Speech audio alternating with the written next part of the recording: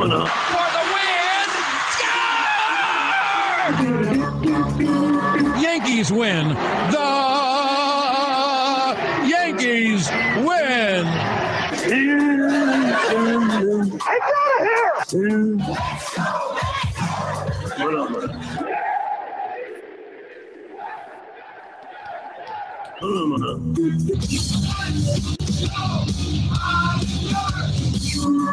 Good for Cruz, and he spins up and into the end zone for a touchdown.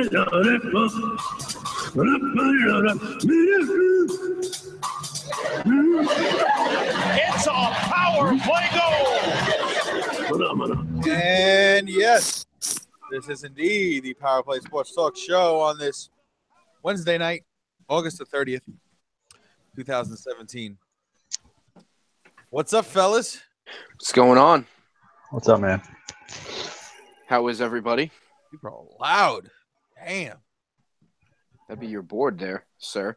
No, my board is about halfway up. That's what she said. That doesn't work. Yeah, maybe. There you go. Yeah. What the Doing well. Went back to college this week. Ooh. Yeah. But Sounds like fun. Got to put my big boy pants back on. You got to get all the books there, buddy. That's okay. It's all sports classes. So I'm happy with them. Geez, I would have went to college if I was actually getting sports classes. Same, man. You could get a degree in sports management. That's what I'm doing. It's a little late for that. It's never too late. Nah, it's definitely late for that. Nah, it's never too. Well, yeah, with you and a kid, yeah, it's a little too late. Yeah. I'm focused on one test and one test alone, and that's on Friday. What you got? Fucking OpQual, and I failed it already. So if I don't pass it, I can't work. So no. I haven't. Well, no, I can work, but I can't actually do work. I've been literally for the last 2 weeks just driving people around, and today I did postings, which is riveting stuff. Sounds exciting. So, it's exciting. It's very exciting. I mean, it's easy shit. I can't, I can't say I've had a hard day in the last 2 weeks, but it's my job, and I don't want to I don't want to be doing it for 6 months. That's for sure. See, Howard looks like he's eating Chinese food, which he's really into it. Jesus. What? You eating Chinese food? I got some egg drop soup. Oh, you going to Wohop on Sunday? I don't know. You have to do it after our draft again. Oh, all right, so what? Do it at Wohop. Yeah, do it at Wohop. I will see, and we'll see. I hope so. Maybe. All right. Well, I don't see what the problem is, but you say so. Hey, Howard, what's the deal with the Gym Bowl? Are you coming into Brooklyn? No, I'm doing it from here. You're doing it from there. Okay. Yep, doing it from my phone. All right. Well, if they're not doing it in the backyard, then I'm doing the same thing. Who knows what's going on? Yeah. Supposedly, they're supposed to give you the trophy to hold on until Sunday when I see you. Oh, Jesus Christ. Okay. I was told that by a few people. So nobody told me that. So. Well, of course, nobody's going to tell you that. No, why? Well, why the fuck not? It's just he'll take it. Well, I told them to give it to you, and I thought maybe they would tell you, but maybe I'll forget it and hold it hostage. Well, I'm going to see you Sunday anyway, so that's fine. I forgot it. That reminds me. Oh, you make sure you have that other thing for that other person on Sunday. Oh, the brick? Yes. Well, okay. I was trying to make my way around without saying it, but yes, the brick. Why? Yeah, he ain't listening. It doesn't matter. Trust me, it doesn't matter. I was texting him again on 2 days ago about the food for the party, and no mention of the brick. This fucking guy, man. It's really out of sight, out of mind. So just quickly to do a quick league thing, since I am the enforcer. We are moving away from chest slaps, so there's no more chest slaps. But I think we might have to make an exception for Brian. Yeah, because I was gonna say he should get a chest slap for every month that thing has sat. He would die in the back of my. Well, it would be 6. Howard, when did you move? April. April, yeah. Okay, so that would be 5 months. Yeah. That'd be 5 months. Well, technically it's September, So that would be 6. No, September is the 9th month of the year. April is the 4th month of the year. Oh, I thought you no, because I thought you were saying that He was August. He was counting April and September. Oh wait, you know what? Fuck it, 6. Yeah, there we go. It would be 6, right? You moved at the begin. You moved like April 1st, didn't you? Yeah. I think you should ask Brian what So he thinks. September penalty is. 1st. September 1st. That would be 5 months or 6 months. I'm not doing the math off the top of my head. It's 5. It's 5 months then. Okay. So then that would be 5 chest slaps. I'm not doing it. I'm not slapping him. Oh, I'm sure Joe. I think you should ask him what he thinks a good penalty is, and when everybody disagrees, ask the league. Well, we are going to be in public, so Exactly. We can't get him as sloppy drunk as we did last time. Like Yeah. I frequent this place, so I don't really want people like passing out on the floor. I want to do that after Gerstein's thing. I want Gerstein's thing to be the first thing, so we can just fucking get it over with and move on. Right. And then we'll go right to Brian and whatever Howard has to say. Listen, he gave us his word he's not quitting the league. So he paid. He could say, oh, did he? I think so. Oh, all right. Well then, I mean, listen, we're all going into this under the assumption that he's gonna bitch about the veto. Whatever, that's fine. He can literally ask every single one of us, "Why'd you veto my trade?" And I'll fucking tell him. It's the same, and everybody's gonna have the same answer. Everybody's gonna say the same thing. Brandon Cooks and 2 first-round picks is so over the top for fucking Devontae Freeman. I have a whole thing typed out that'll respond to him. And Rufo wants to say something in response too.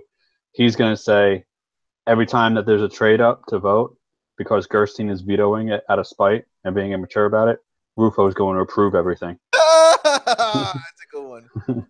So it's just gonna cancel out each other. Wow. But whatever. We have a mutiny. Yeah, it seems that way. We have a mutiny forming. I mean, listen. If things like that are going to happen, then we might have to be the one to make the decision on Gerstein. If you understand what I'm saying. It wouldn't be the first time.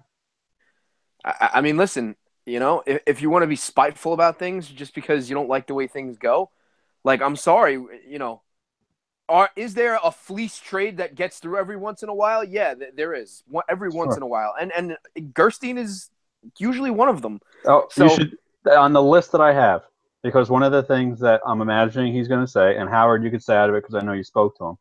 Yes. One of the things I'm imagining he's going to say is that all of his trades get vetoed. I don't think he remembers that I keep a list of every trade that ever happened in this league. Right. Some of the trades that he has made, and it's not just him, it's everybody, like you said. Right. But he has zero room to bitch because some of the trades, not even if we even just ignore the Le'Veon Bell one, which I will not be ignoring on Sunday because that's still an absurd trade. The trade that he had with Howard when he got Larry Fitzgerald and a second rounder for Duke Johnson. When he got a first and a second rounder for Andre Ellington and Matt Jones. What? They're hardly in the league anymore. And he got a first and second rounder for him. So we'll see what he has to say. I'll let him talk. No one will interrupt. And then Rufo can say something. I'll say something, and that'll be it. And then we'll get on to Brian and talk about next year's draft. And then move on to the first round. Sounds fair. Plan. Yeah. Sounds like a good plan. Totally sounds like wait. a good plan. Absolutely. Just want to get the season started. Yeah. I'm just going to block myself out here for a little bit. I got to do something real quick. What do you think he's doing? Let's see. Baby stuff. I think he's. That's what I was going to say. Baby stuff. Hopefully, more people do the confidence pool and the survivor pool. So we could I hope so. do those trophies as well. But we'll see, I guess. It's gonna be a fun season. Yeah. So this is the NFL preview version of the Power Play show. It's exciting. It's very exciting. Very, very exciting. I have all my predictions. I tried to go. There were some that, you try to go outside of the box, but there are some you just can't ignore. Some are easy, some are tough.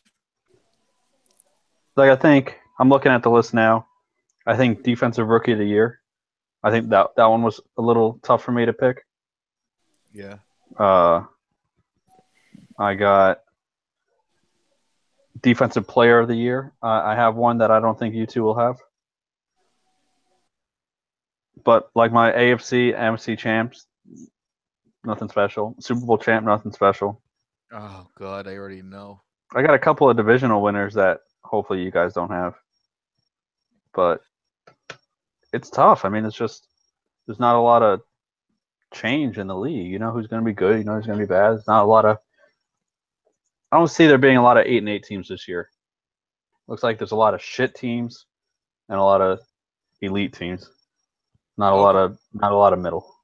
Okay, that's fair to say. Well, what division should we start at? Well, I think the closest race is going to be, surprisingly, the AFC East, but on the bottom. I think the way the Bills are trying to tank, they are going to be contending with the Jets so hard to finish with a worse record. Wow. They've gotten rid of everybody.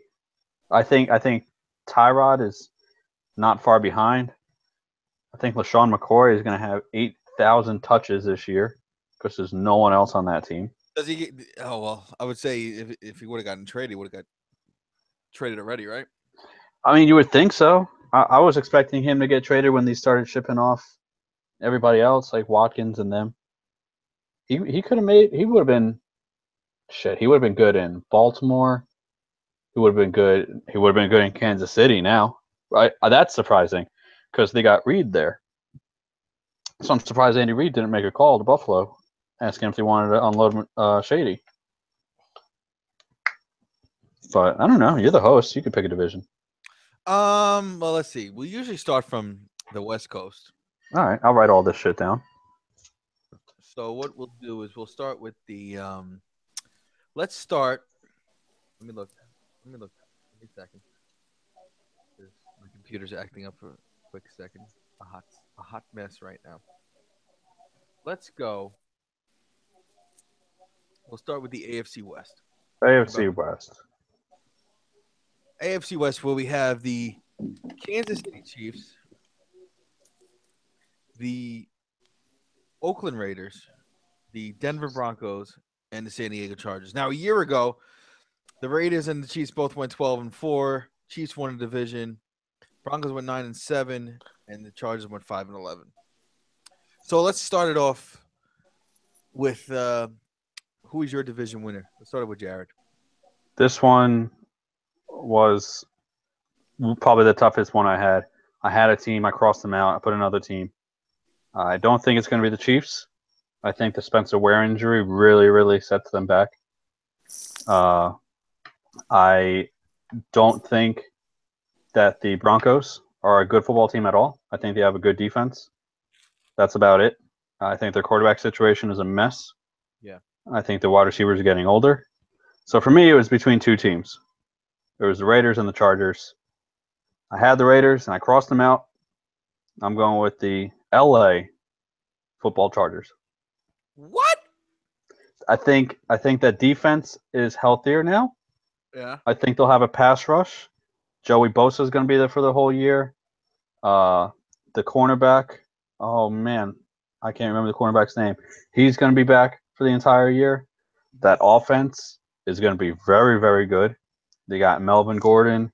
They got Anthony Lynn as the new coach. Mike Williams on the outside if he's healthy. Keenan Allen is back healthy. Tyrell Williams is emergent. Hunter Henry, Antonio Gates. It's a lot of weapons on that team. And I think the only reason why they finished in last year was strictly because of the injuries. I like the Raiders. I do.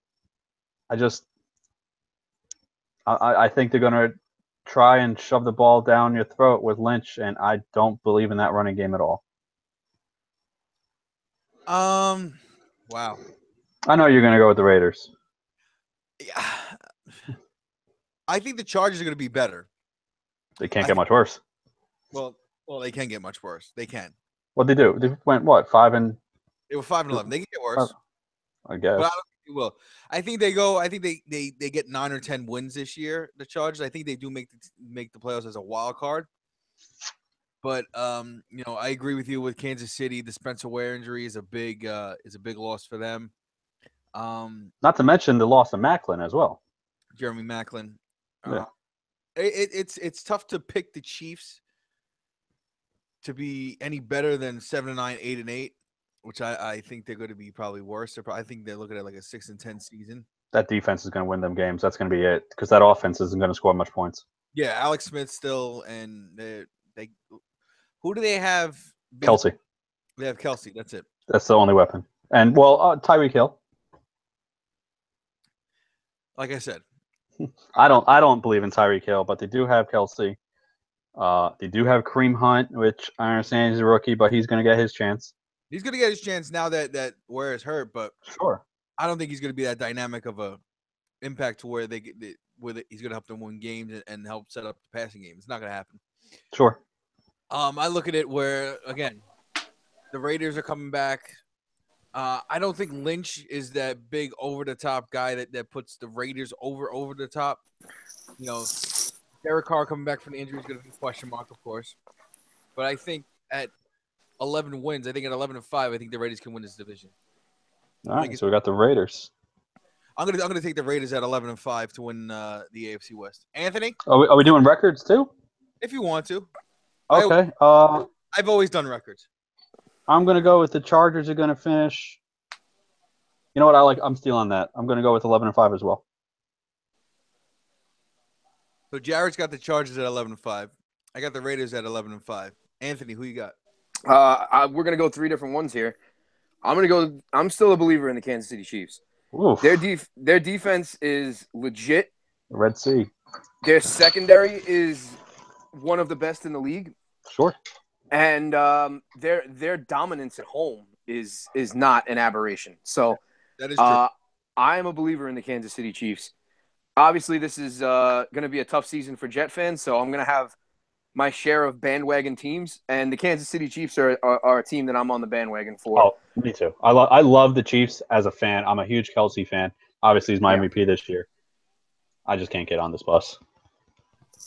That's fine. But I believe in their weapons. I know you guys were just talking about Tyreek Hill. I really like Tyreek Hill. I think he's, he does a lot of what like Terrell Pryor does, but a little bit better. Like he's just a Swiss Army knife for that offense. And the Spencer Ware injury hurts, but we'll see what the kid Kareem Hunt has. Jared, how do you feel about Kareem Hunt? So especially now heading into our draft where. Yeah. So first, I want to go back to Tyreek because it seems like, especially when I talk to people, Tyreek Hill, there's no one that's just like, yeah, he's good. It's either he's going to be a top 10 player or he's a bust or so I think what's interesting about him is I think his floor and his ceiling are comparable to the same player. I think his floor is that when Percy Harvin was with like the Bills. Okay. He reminds me of the same player. But his ceiling is when Percy Harvin was healthy with the Vikings, when he was having that MVP year before he got hurt. So they're going to force feed him the ball, which I don't think is smart. I think what's good about Tyreek, and this will go into the Kareem Hunt debate or talk, is Tyreek can play running back too. You could put him out there. You could split him out at running back. You could have like a wishbone set with Hunt or Charkandrick West and Tyreek out there. Now, going into the dynasty mode with Hunt, before the Spencer Ware injury, I had him as a first-round back. With this, He's skyrocketing. I would not be surprised if he went in the top 4.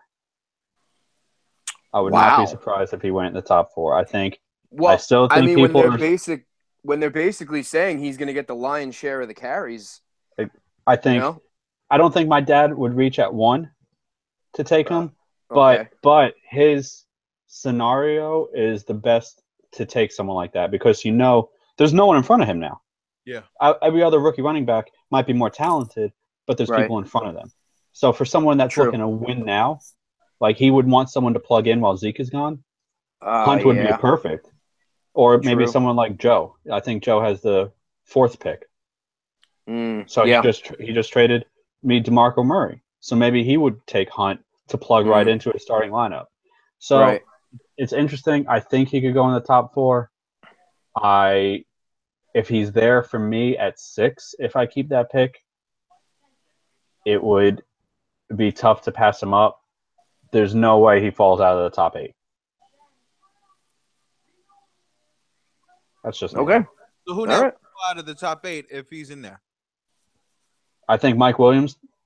Yeah, I think a lot of the keep falling. receivers. I think a lot of the receivers are going to be there, like late first, early second. I think a lot of those receivers. The Mike Williams injury is scaring people. I think he's going to fall a little bit. Mhm.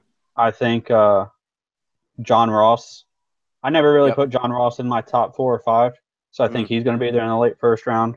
Schuster, Juju Smith-Schuster will be there in the late first. So I think there's definitely, and I think the tight ends are I think not so much O.J. Howard or Ingram, but I think people are calming down on Njoku. So I think he's going to fall a little bit too. So that's I think Hunt's going to go in there. But I mean, crazier things have happened with this draft. So Amir Abdullah did go second overall once. That is true. As far as the other teams in the division, definitely the Raiders. You can't look past the Raiders. They have that young core on offense with Derek Carr and Amari Cooper and Michael Crabtree and all the weapons that they have.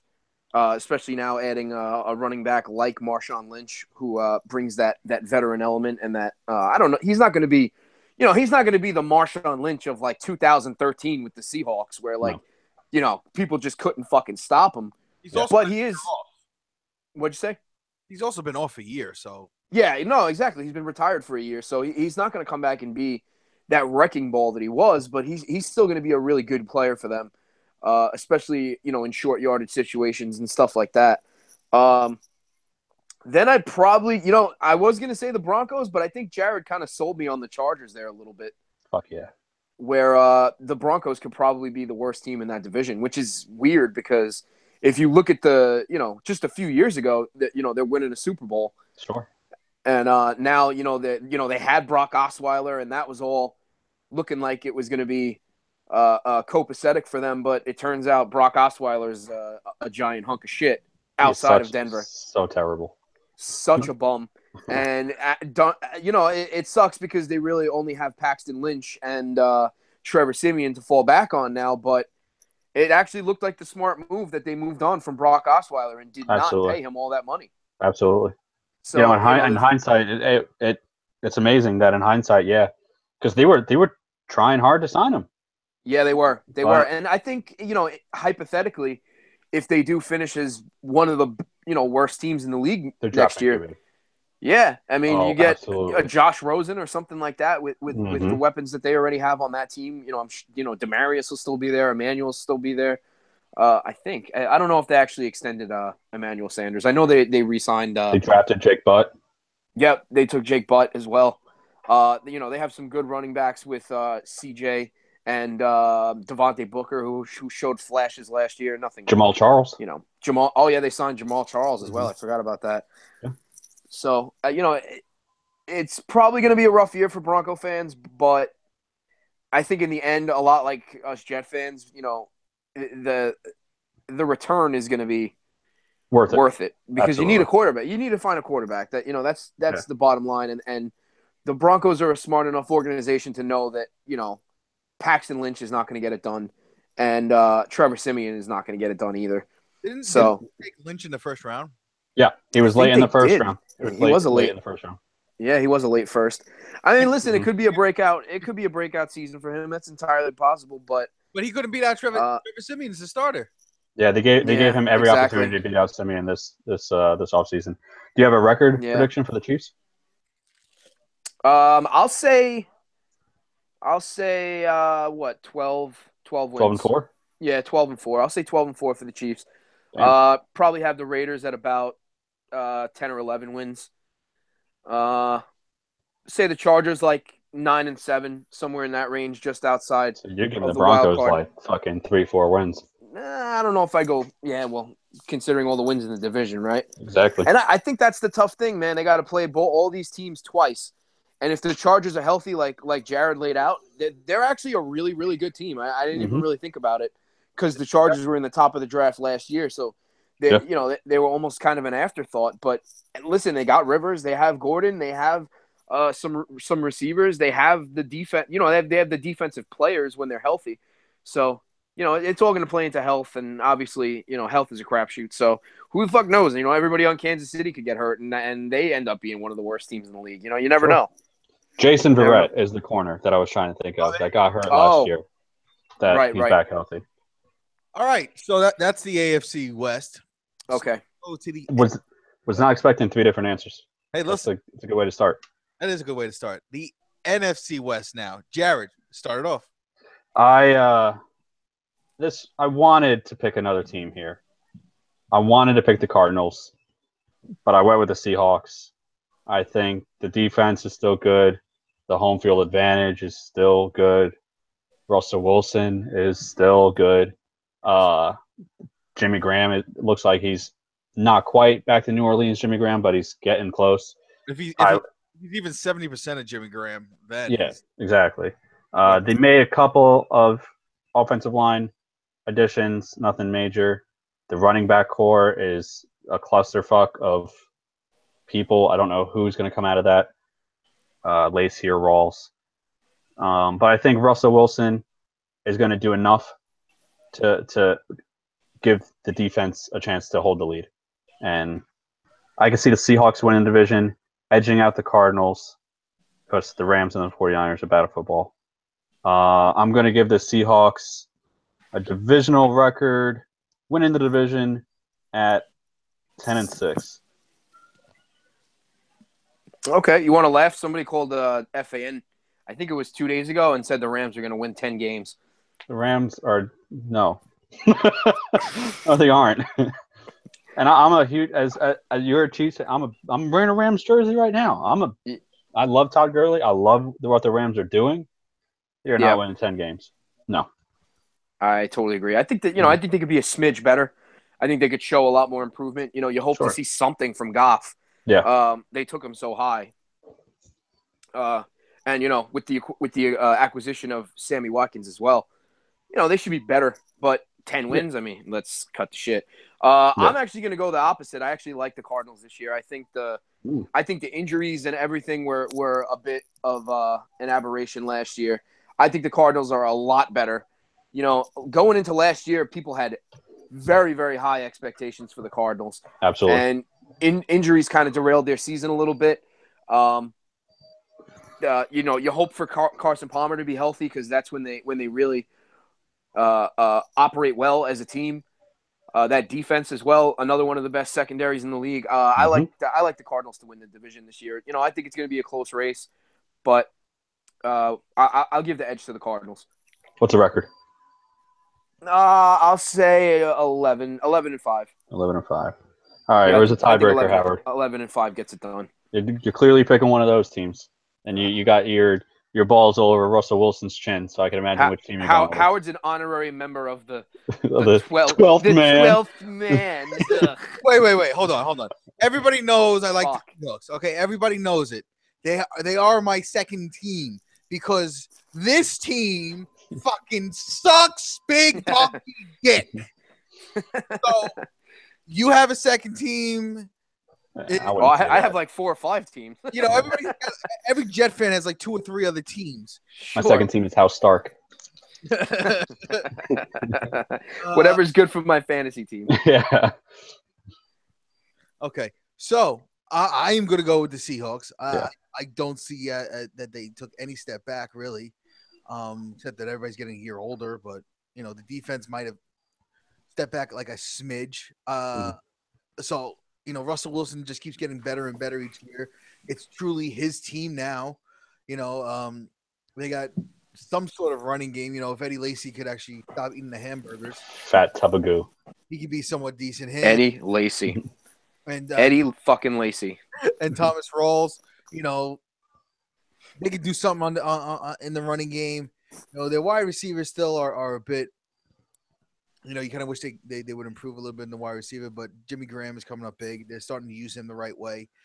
So I see the Seahawks. I see them going 11-5. I see, you know, the Cardinals. I'm worried about the Cardinals. I really am. You know, besides David Johnson on offense, you know, Carson Palmer is getting up there in age. Larry Fitzgerald's getting up there in age. The defense is going to be good. I think the defense is going to be good. But I don't see them. You know, I see them in like a 9-7. I don't see them really, you know, overcoming much this year. You know, if they win 10, they can win 10. I just don't see them supplanting the Seahawks this year unless everything breaks right. You know, if Carson Palmer has an MVP type year, if Larry Fitzgerald has an unbelievable year, their other receivers, name is escaping. John Brown, Jerron Brown, J.J. Nelson. Yeah, they got to have some production from those guys. Sure. If all three are clicking along with Palmer and, you know, David Johnson's going to be David Johnson. So you're not worried about him. He's going to go for 1,700 yards, probably about 10 to 15 touchdowns I see probably. They're going to feed him the ball a lot. But I just don't see it over the long haul of the season that Carson Palmer's going to hold up. I just can't. He's getting up there. What is he, like 35, 36 now? He's probably even older than that. Hold on, I can find out. 37. But you know, you're looking at it. All right, he's probably got another year or so left. 37. He's 37. I mean, he could probably play till he's 40, but you know, the injuries last year caught up with him. I think there's going to be a time where he's going to miss a couple of games. It's going to cost the Cardinals, you know, the division. The thing with the Cardinals that scare me is a wide receiving core that you touched on. Chris Fitzgerald plays in the slot now, so they don't have an outside threat. I like John Brown, but with the sickle cell stuff that he can't seem to shake, he's always out with that, so that scares me. The thing that scares me with the Seahawks is they are not awesome on the road. No. So that scares me. That's why I have them at only 10 wins. However, you touched on their wide receiving core, and if we were doing a category for breakout player of the year, I would put Paul Richardson in that because he had a great showing, I believe, in the playoffs last year when Tyler Lockett broke his leg, and they are trying to trade Curse. So I think that you're going to have Lockett and you're going to have Paul Richardson. Richardson's going to be an outside target. I can see him being the X for Russell Wilson, you know, from first snap. Yeah. You know, and then talking about the other teams, you know, the Niners going to be shit. Yeah. I think the Rams could probably get to 6 wins this year. I think, you know, Goff probably start. He's the starter, right? Yeah. Yeah. I think 7 and 9, something like that. 7 and 9 would be a good step for them. Just steady improvement. That's all you want to see. Let Goff develop with, you know, some chemistry with Watkins if Watkins is healthy. Same thing with Mike Williams if he's healthy. You don't know anymore. You know, Gurley's going to be Gurley. You know, they're going to feed him the ball, and then they're going to try to get I think the 49ers are going to have a better record than the Rams. Really? Oh, yeah. Oh, Wow. yeah. I think the 49ers are going to be like a 7 and 9 team. I think they're going to surprise people. Wow. They got a good coach. I think they're doing the right thing. Hoyer is a serviceable QB for now. Greg Garcon is okay. Carlos Hyde is still there. That defense is, I mean, the front seven is good. The secondary needs work, but and again with the Rams, we don't know if Aaron Donald's going to come back. He's threatening to hold out the whole year. That's huge for that team. That completely changes the whole dynamic of the front seven for them. It's a good point. Yeah. But that's a very good point. I mean, you know, all you could do is look at these teams when they're whole and they're healthy to start the year. Unless, you know, obviously it's like, you know, the Patriots without Edelman, you know, you're going to subtract that, or, you know, any of the other injuries that have happened thus far. Sure. But, you know, you're going to look at it because you can't really assume injuries, but you can't rule them out. Yeah. So, yeah, I mean, I think it's going to be a toss-up between which of those teams is going to be worse, but I don't think there's any question that the two, you know, the Seahawks and the Cardinals, you know, you're talking division wild card. Yeah. I can see. What's next, Howard? So let's go to the go to AFC South. AFC South. AFC Okay. South. You're up, Jared. All right. This one wasn't too hard for me. I like what the Jaguars are doing. They aren't there yet. I think Blake Bortles is a waste of money. I think the Colts might win about 2 games this year Oh, jeez. because they just have injuries upon injuries. Vontae Davis is out now. And Malik. still have done nothing to improve that offensive line. No. It's amazing. Yeah, the offensive line. We don't know when Luck is coming back. Malik Hooker is out, and he might be put on the PUP list. I mean, they'll probably win more than 2 games, but going against the defenses in that division, they're going to struggle. I picked the Titans. I picked the Titans to win this division, and I think they're going to do it pretty handily. I think the Texans might win a wild card. Looking at what I have written down, I would absolutely say that the Texans are going to win the other wild card with the Raiders. But I have the Titans winning. I think Mariota should be healthy with that, since that leg injury. They have that exotic smash mouth run with Henry and DeMarco. They added Corey Davis and Eric Decker and Tywan Taylor. So the wide receiving core got better. The offensive line is amazing. And we know that their defense is good. So as much as I like the Texans' defense, I think that the Titans are going to win this division, and I'm going to give them. We're going to give them 11-5.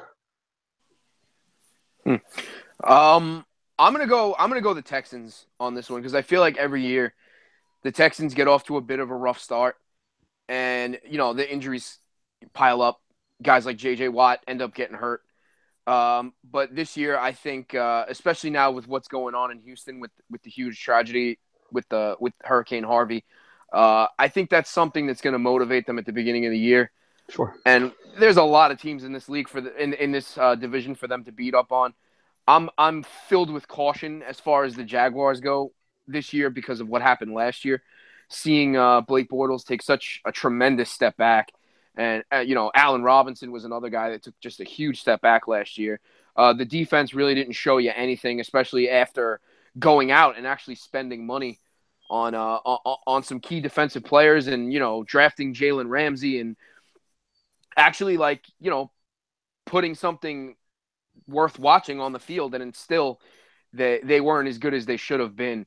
So I do like the Titans. I think they have a shot at a wild card for sure. But I do still believe they're a bit of a young team, especially with Mariota as the quarterback. So I'm a lot like the Jaguars last year. I'm gonna proceed with caution as far as the Titans go because they are still somewhat of a young team with a young core. And I'm gonna take the veterans here. I'm gonna go with the Houston Texans. I think Deshaun Watson is gonna really be the glue to put that team together. I think DeAndre Hopkins is gonna have a much better year. I think Will Fuller could have a better year. With a better quarterback. Is he hurt for the year though? No, he's out. He's on the PUP list at least. Oh, well, okay. Like I said, I'm basically going on, assuming health and everything is sure.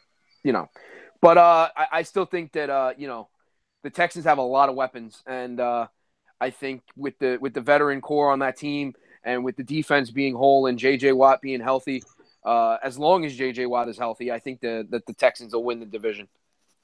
Well, talking about the Texans, I'm a little worried with their wide receiving core. Will Fuller is who knows if he's going to play this year. Yeah, he's starting the year hurt. So that's a big question mark because he was big for them last year. Rookie quarterback is going to take his bumps. He's going to take his lumps. He's going to throw his picks. The defense will bail them out because that defense is still. Tom Savage was named starter, by the way. Tom Savage, really? Oh yeah. Don't know if that changes his mind about anything. That changed. Well, I was not going to pick the Texans anyway. So.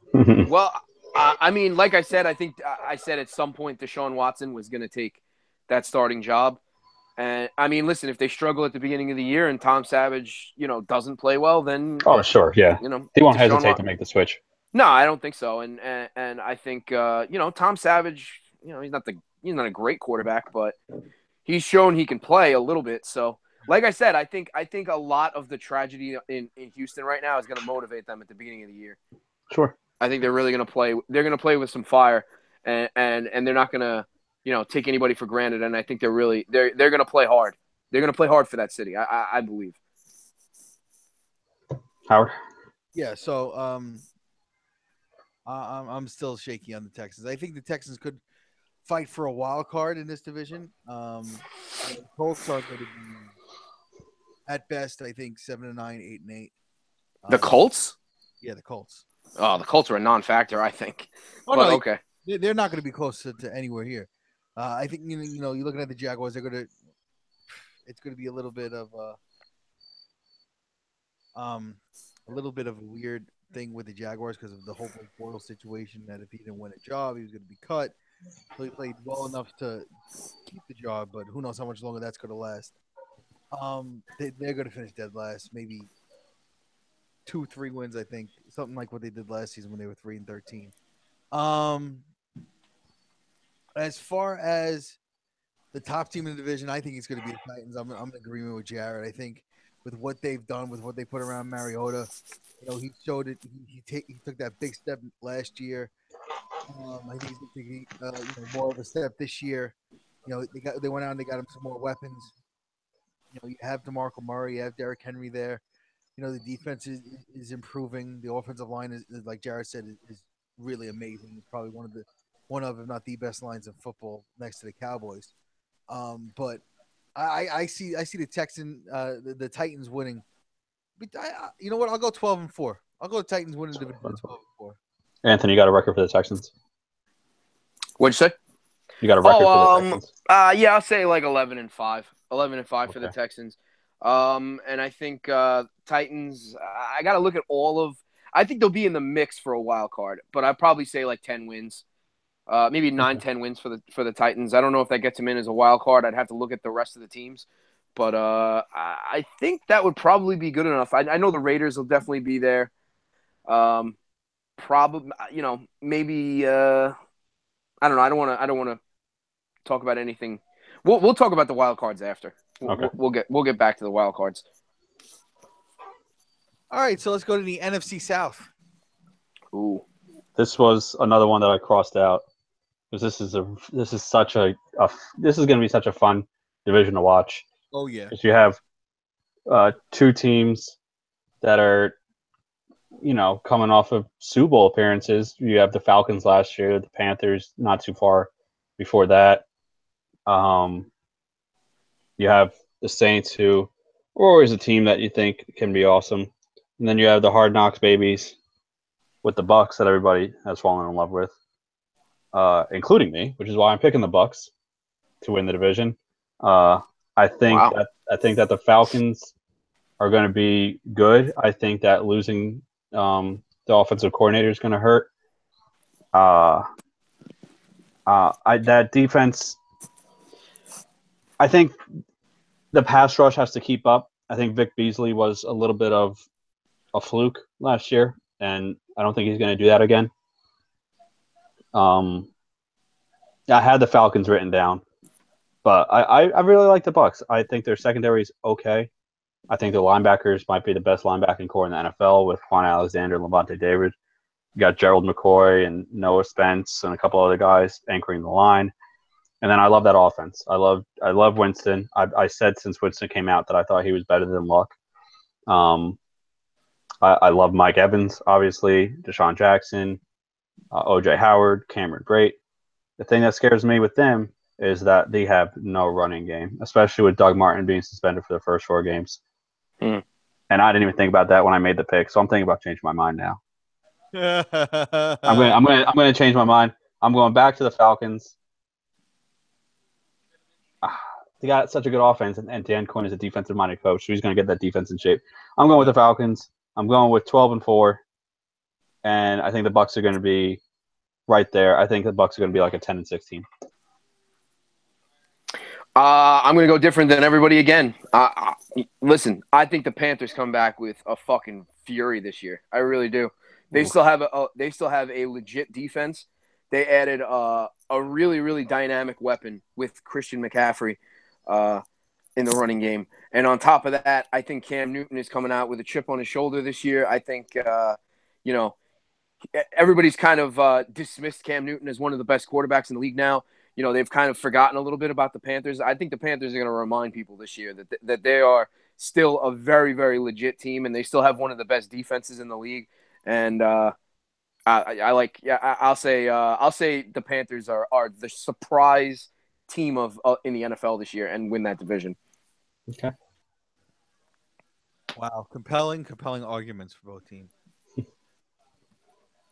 I literally had no clue who I was going in this division because it is really a stacked division. Yeah. You have the should have been Super Bowl champions, Atlanta Falcons, coming back. Basically, they didn't lose anybody. Not that I know of. I think some guys could have a little bit of a step back. Some of them had career years last year. If you want to talk about guys having a chip on their shoulder, it's going to be Matt Ryan's going to have a chip on his shoulder with how they played in the second half of the Super Bowl last year. Looking at that, I think they're going to be right up there. The Bucs are up and coming. Having O.J. Howard, it does worry me that they don't have a running game right now. That is the ultimate worry. Everything else about them I love. Their defense is really good. Their linebacking core is the best in football. Jameis Winston. I'm a Florida State fan, so I've seen Jameis for a long time, and he's just getting better and better each year. Mike Evans is just amazing, quickly becoming the top 3 wide receiver in the league, right behind Brown and Beckham. Whoa. There's another receiver in the NFC South that would argue that point. Julio Agreed. Jones, Maybe top 5. Yeah. Not top 3. He's not better than Julio. Wait. I see Mike Evans better than Julio Jones right now. So that's just my opinion. I see Mike Evans better than Antonio Brown. Could be. Wow. Could be. I think Mike Evans is probably better than Beckham also. Well, if you want really my top 3, okay, so let's go top 3. I'll go Antonio Brown, Mike Evans, and you know what? I'll put Julio Jones in the top 3. That's my top. But considering that, you're looking at it, the Saints are going to be the Saints. They improved last year to 7-9. Michael Thomas is becoming a star also in the league. And Drew Brees just doesn't look like he's aging at all, which is ridiculous. The thing that worries me about them is that their defense is still iffy. Well, outside of their dome. The Panthers, I think the Panthers could bounce back also. I could actually see everybody in this team being over 500. I actually could see it. In the division, you mean? Yeah, in the division being over 500. I can probably see the Saints going 8-8 at 500. I can see the Panthers going 9-7. I can see the Bucs going 10-6, and I can see the Falcons going 11-5 or 12-4. I could just see it, and I think the Falcons are going to win the division. I'm going to put them at, I'll say 11-5 right now because they're going to beat up on each other. But I just think that division is so stacked. It is very scary. That division is very. It is a stacked division. Listen, there is the potential for 3 playoff teams in that division. The Bucs, the Panthers, and the Falcons could all make the playoffs in that division. It's entirely possible. I agree. Yeah, sure.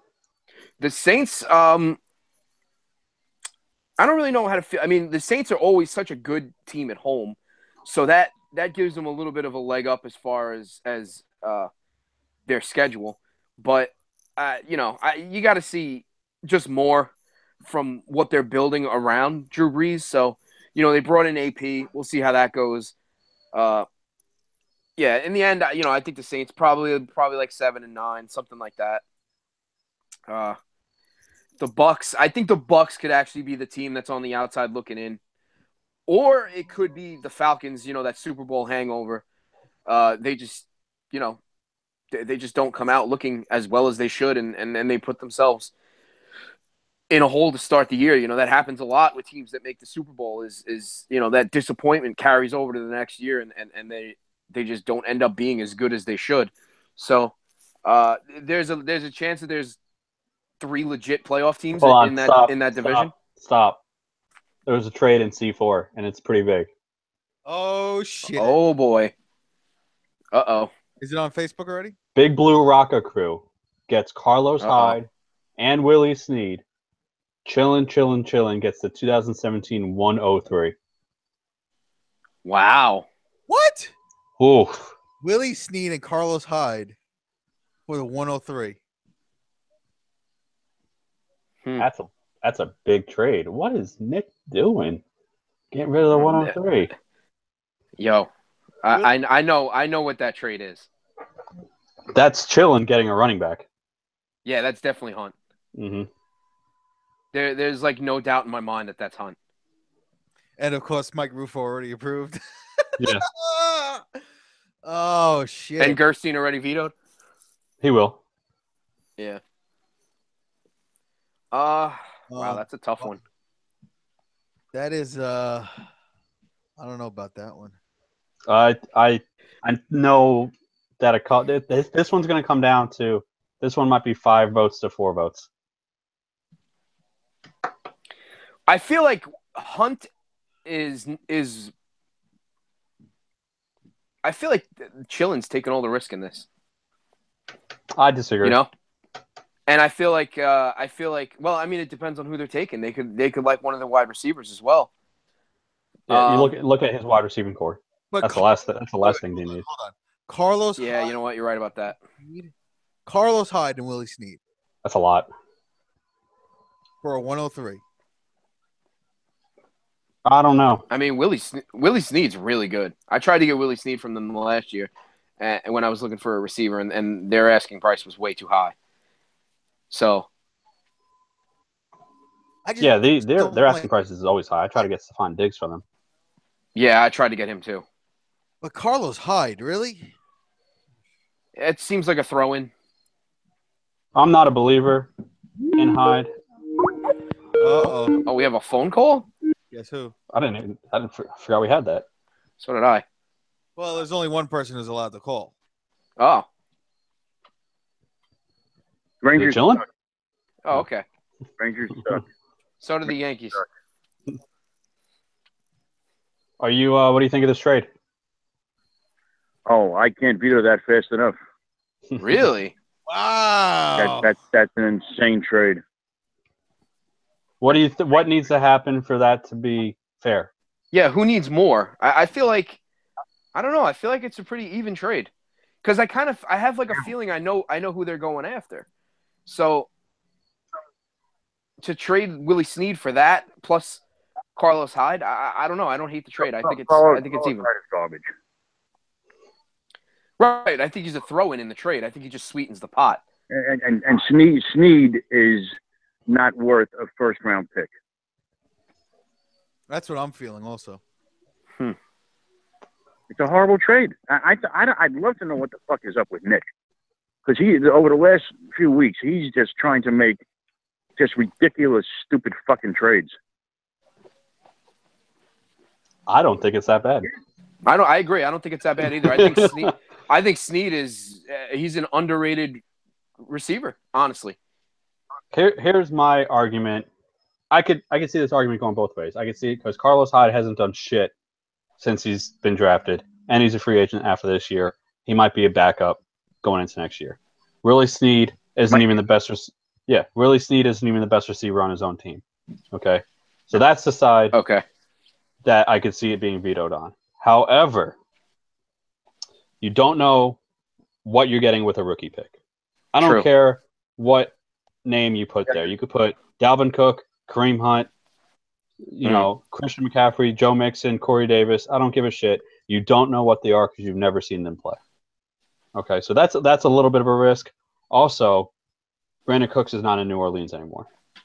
So that's going to boost up Willie Snead's value quite a bit. True, also. True. But I don't have to vote. So have fun. I'm torn. I think if you're torn and you don't know which side needs to change, I don't know why you'd veto it, honestly, then. Right. I don't. Yeah, that's the thing. I'm not vehemently against it. Yeah. If you have to hesitate and be like, if you can't say this guy needs a lot needs to get a lot more in this trade for this to be fair, then I don't think that you can veto that. Like I almost vetoed your Derrick Henry trade, Jarrett, because I don't feel like he was worth a 2018 second and what was it, a 2017 fourth or something So like that. you think I was giving up too much?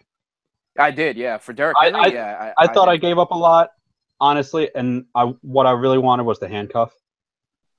Oh, with DeMarco Murray. Yeah. Yeah. See, So- I've done the handcuff though. It doesn't work out as well as you think it does. Here's the thing. It kind of With- fucks you over because only one guy ends up getting points, and then you got another guy who's Which is- playing who's getting nothing. That's fine if one of them is old like DeMarco Murray and one of them is young like Derrick Henry. I'm not Yeah, looking for yeah, Derrick that's Henry true. to be my starting lineup this year. I'm looking for him to be my starting lineup next year or 2 years from now. Until then, Right, I'll so ride. that's an investment. Yeah. I know that DeMarco Murray is gonna be the workhorse there now. I've been handcuffing Forte and Bilal Powell for years now. Right. That's true. I guess it just works better with running backs than it does with receivers. Because remember, I tried to do that. I tried to do that with Thomas and Sanders. Yeah, you and can't. It just totally fucked me because. Yeah, you can't. It's impossible to do with receivers because they're both on the field at the same time. Yeah, exactly. And any time that Sanders was doing well, Thomas was doing shit, and then Sanders was doing or Thomas was doing well, and Sanders was doing shit. It was just killing me. So. I approved it. Yeah, I'll probably approve it. I probably will because I think Willie Snead's a good player. I don't know. In theory, it's like, is he worth a first round pick? I don't think so. But knowing what they're going after, it kind of rationalizes it a little bit for me, especially if it's Kareem Hunt, because who the fuck knows what that guy's going to be, So that's going to be 3-2 for approve once Anthony approves it, and then my dad and Gerstein veto. So this might be a 5-4 vote. It might be. Interesting. Definitely. Very. Is Uncle Scott still there? No, I got to go take a call. Oh, okay. All right. So where we were on the NFC South? Yeah, me and We just Howard both finished said that. Falcons. Anthony said Panthers. You got a record for the Panthers? I'm going out of the box. I'll say, you know what? I'll say it's a good year for the Panthers. I'll say 12 wins. I'll say 12-4. Yeah. Damn. That's another bandwagon I've been riding. All right. I think a healthy Luke Kuechly is going to help them out as well. Oh, absolutely. Yeah. So let's go AFC North. AFC North, this one was very easy for me. Very, very easy. Especially because it looks like they're going to sign Joe Hayden. I'm going with the Steelers. I think that offense is amazing. I think that they realize that this might be the last year that they have Roethlisberger and they could really make a push. Also because I really don't think that they're going to end up re-signing Bell. So they're really going to play hard. The home-away splits with Roethlisberger kind of scares me, but not enough. I think that defense is okay. I think Ryan Shazier is good. I think T.J. Watt's going to be good. So I have the Steelers. I have them as my AFC number 2 seed. I have them going, oh, well, hold on. First of all, the rest of this division I think is terrible. I think the Bengals have no offensive line, and they're not going to be able to do anything. The Ravens have a quarterback who has a broken back. I don't know if he's playing. They don't have a running game. Terrence West is duty. Danny Woodhead can't run between the tackles. They have decent receivers, I guess. Jeremy Maclin, Brashad Perriman, Mike Wallace. And then the Browns are doing the right thing. They're rebuilding the right way. They're not going to compete yet. So I have the Steelers, and I have them going 13-3. You're not going to get an argument from me on the Steelers. They're definitely the best team in that division, and now they add Joe Hayden. Wow, that's a hell of a pickup for them for sure. I was kind of hoping that the Jets would jump on that and sign him to a multi-year deal, just so maybe when we have a quarterback and we still have our defensive line together, we have a corner with fucking Jamal Adams and Marcus May and guys like that. Like, who knows? But as far as this division, it's definitely the Steelers to lose. There's no doubt in my mind about that. I'm trying to even think of the other teams. You got the Ravens, you got the Bengals. The Bengals, I think, are going to take the biggest step back. And then who's the fourth team I'm missing? The Browns. The Browns, duh. The forgettable Browns. I think the Browns will be better. I think it'll be better, but obviously they're still the Cleveland Browns, and they still have a very, very, very long way to go before they're even a 500 team. So yeah, I'll say the Browns bringing up the rear as usual, and then Bengals, Ravens, Steelers. What do you got for the record for the Steelers?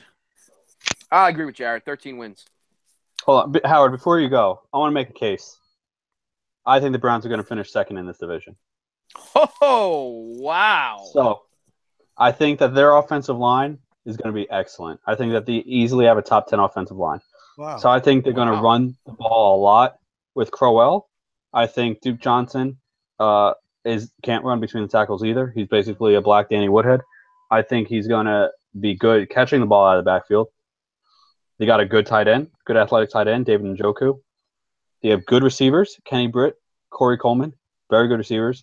They improved that defense a lot with Myles Garrett and Jabril Peppers.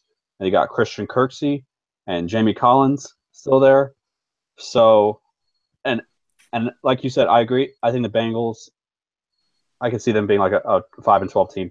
I don't think they're going to be good.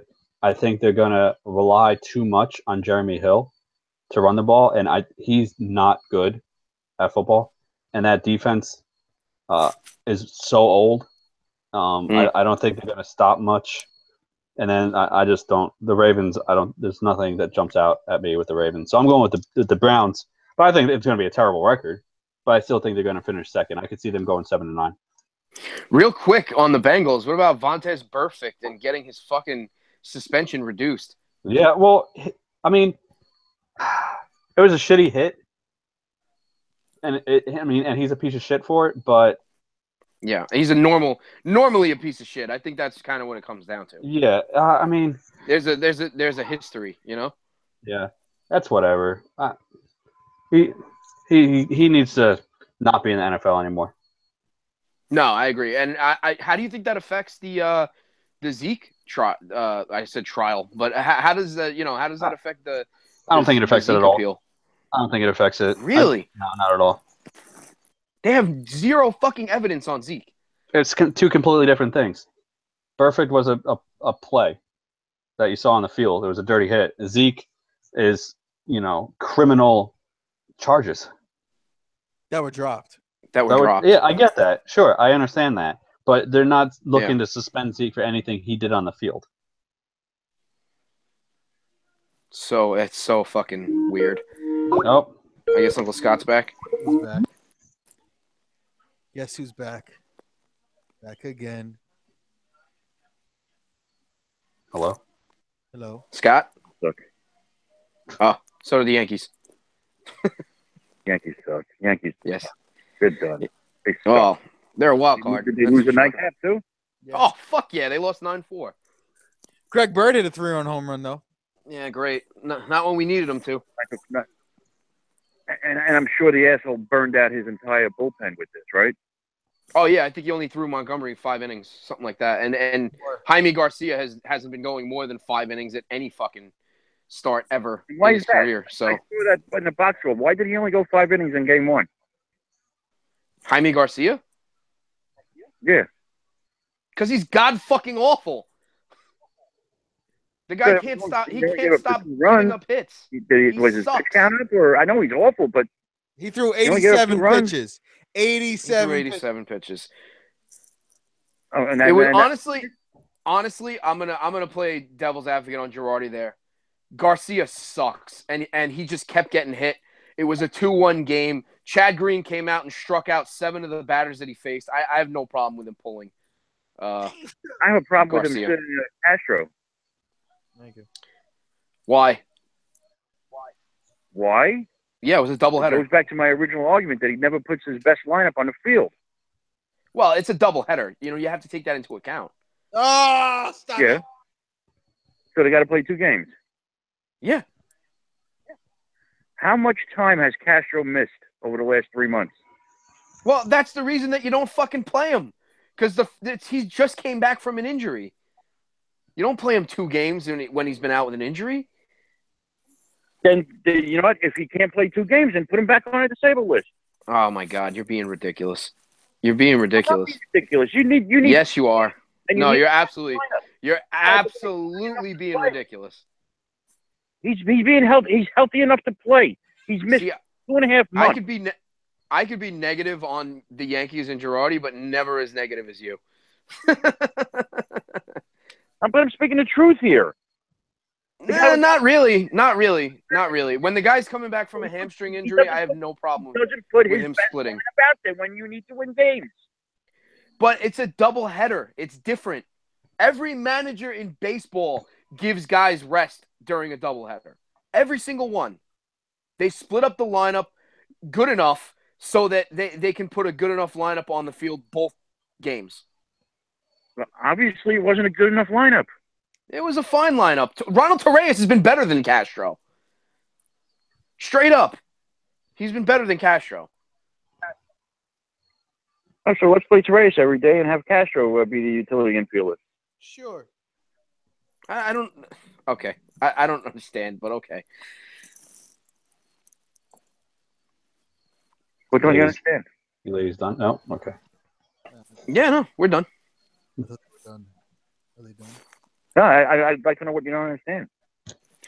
I don't understand how The team has to win games. They have to win games. And I know, and that's why when it's a one-run game, that you rest and you rotate him, that's fine. Castro came back. He's played a few games. What's the big deal if he plays 2 games in one day? I don't understand why you're so fixated on Castro. Saying, well, best case scenario, I'll get a split.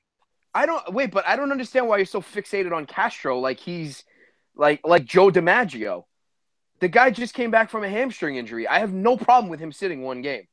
And he hasn't been that great. I mean, he had the 1 game that was 4 for 4, and other than that, like Castro's Maybe if he would play more often, he would get back into, get his timing back and get back into game playing shape if he played more often. He was out for over 2 months. So if Castro plays today, they win. So hold on. So you're saying if Castro plays today, they win the first game. Is that what you're saying? I don't know that. I think Exactly. And he didn't throw Tyler Wade out there who can't fucking hit. He threw Ronald Torreyes. So I don't know. I think Torreyes might be getting a little worn out. I mean, it's possible. He's a utility infielder. He's not an everyday player. He's not an everyday player, but he's been playing a lot. And what drives me fucking crazy is when you're in a 1-run game with Kluber and you go to Warren and fucking Shreve in a 1-run game when everyone in your bullpen is rested. Because they were losing. Well, they were down a run. A run. He's not going to put any of his 3 best relievers into a game where they're losing. Well, that's why they're not going to win a division. Right. But plain and simple, that's why they're not going to win the division. I guarantee the Red Sox are winning again tonight now too, and we're going to go into this series 5.5 back again. Even though we were 2.5 back, 2 days ago? Mm-hmm. So fuck the Yankees. Anyway, Good job. They're a wild card team. That's all there is to it. They're a wild card team. That's all there is to it. You know who else is a wild card team? Go for it. No one from the AFC North. That's who. So it's really just the Steelers and everyone else, pretty much. In that division, I absolutely believe that. Yeah. I think the Ravens could win like 9 games, but I don't think that it's gonna. I think they'll be on the outside of a playoff spot. I can't see that. I just there's no one on that team for me. Really? There's no one. On the Ravens? Yeah. I mean, we don't know if Flacco's healthy. So what? Ryan Mallett's going to throw the ball. Jeremy Maclin is their 1, which I never thought he was a 1. I always thought he was a 2. Yeah. They have no running game. You have Terrence West and Danny Woodhead. Yeah. And then that defense, that secondary is not good. The front 7's okay. There's just that team. Their secondary is miserable. Yeah, that team is not good. That's why I think the Browns are going to handedly finish in second. I could see the Ravens finish looking like 5-11. Wow. Mm-hmm. All right. Fair enough. Jared, you said the Browns are going to be in second place. Yeah, I think we need a little more explanation on. Wait, no. I don't want to know explanation. I want to know if he's willing to put a jersey on the line, a side bet here. I'm not taking the Browns of the field. I'm not doing that. Well, what's the over under for wins for the Browns this year? Officially? Let's go on that. Okay, hold on.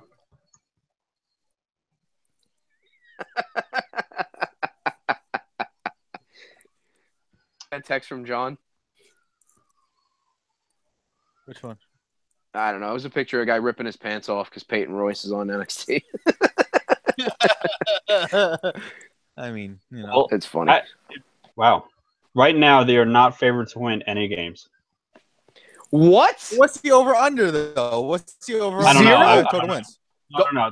If you look at their spread, it's they're not favored to win any games. It's So, hold on. zero. It's the over under is 0.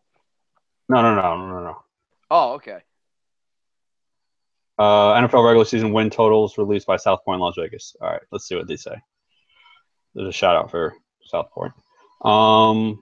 They have the Browns at 4. I'm going way over. Considering they won one game. I will put a jersey that they go over on that. And you know what? I'll give you 5. 5.5 over. 5.5 over. And then they got to win 6. You got to win 6 for me to win this bet. Okay. All Bet. right.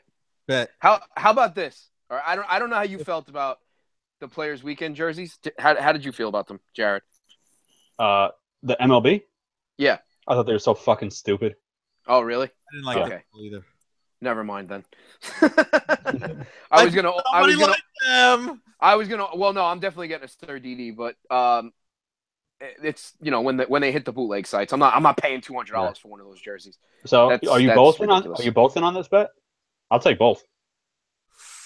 So if they win 6, you buy each of us a jersey? I'll do it. No, if they no. If they win 6, you got both of you buy me a jersey. Oh, we both buy you. Okay. If they win 5 or under. Okay, I'm in. Sure. Howard? I like 5. I'm in. They're not winning 6 games. Okay. Okay. All right. Yeah. Let's go Browns, baby. Jared's got another bandwagon team. I got the dog pound. All right. Absolutely. So moving on from the AFC North. Oh, we need Howard. You're picking the Steelers too, obviously. Yeah, Steelers 12-4. Okay, so that's the first one we all agree on. Yeah. So you got NFC North now. NFC North is way more interesting than the AFC North. That's for sure. It is.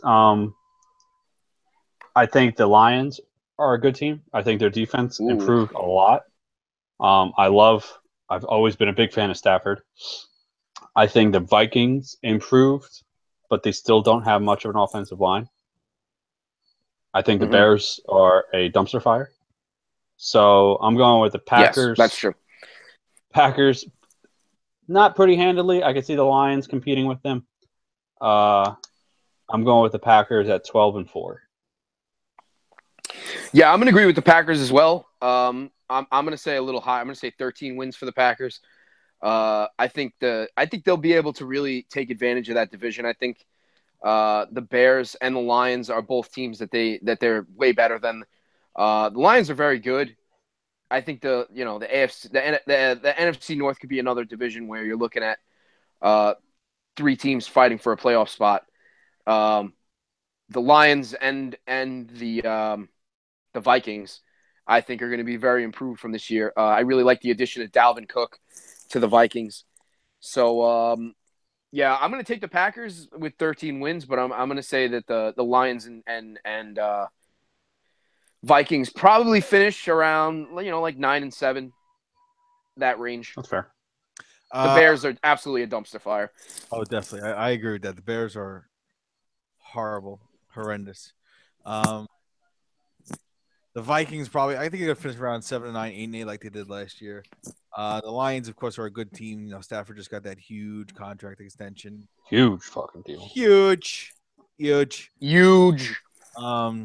So it's a 2-team race. It's the Lions and the Packers. I do like the Packers to go 12-4 and win the division. I think the Lions could be there at 10-6. Maybe fight for a playoff spot. Maybe. But yeah, the Packers all day with A-Rod, and yeah, I there's nothing else. They're too They're good. just too good. A-Rod. A-Rod. A-Rod. So let's go to the let's stay in the NFC. Okay. Let's go to the NFC East. Oh, this is tough. This one was fun too. I think the Zeke suspension is big.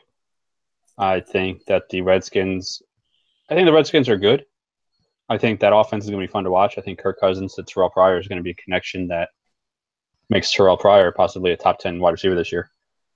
Their running game isn't that good. I think the Eagles are going to be very, very good. They made a ton of improvements. And I have the Eagles finishing in second. And unfortunately, I have the Giants finishing in first, which hurts me deeply. But I have them finishing at 11-5. I think that defense, that secondary is really, really good. Anchored by Landon Collins. Their linebackers suck, but their line is amazing with JPP and Snacks and Olivia Vernon.